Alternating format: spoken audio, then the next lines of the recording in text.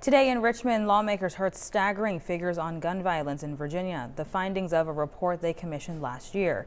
Avery Davis joined us live in the newsroom with a breakdown of what they learned. Yeah, that's right, Aaron. The state has spent a lot of money to help reduce violence, $66 million in 2025 alone. And those gun death rates are down, but still certain hotspots have yet to see relief.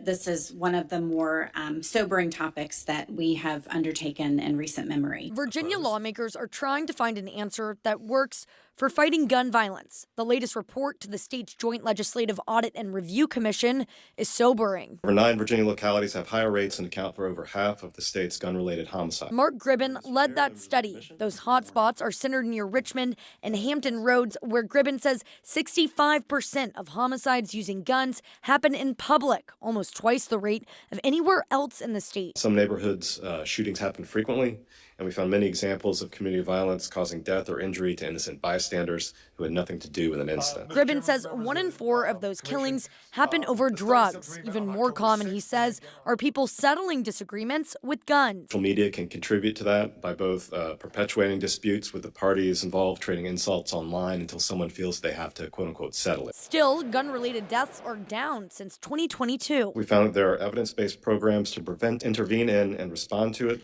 many of which are already operating or being established in Virginia localities. Those programs include Central Virginia Violence Interrupters. Well, I think the community as a whole need to understand how powerful these programs could be. Brian Page with the Violence Interrupters has seen that power firsthand, stopping shootings in Charlottesville before they happen. The problem is we're not miracle workers. So you can't save everybody and you can't be at everywhere at the same time.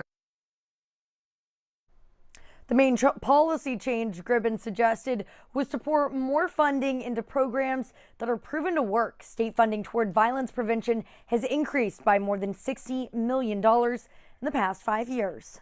Live in the newsroom, Avery Davis, 29 News at 6.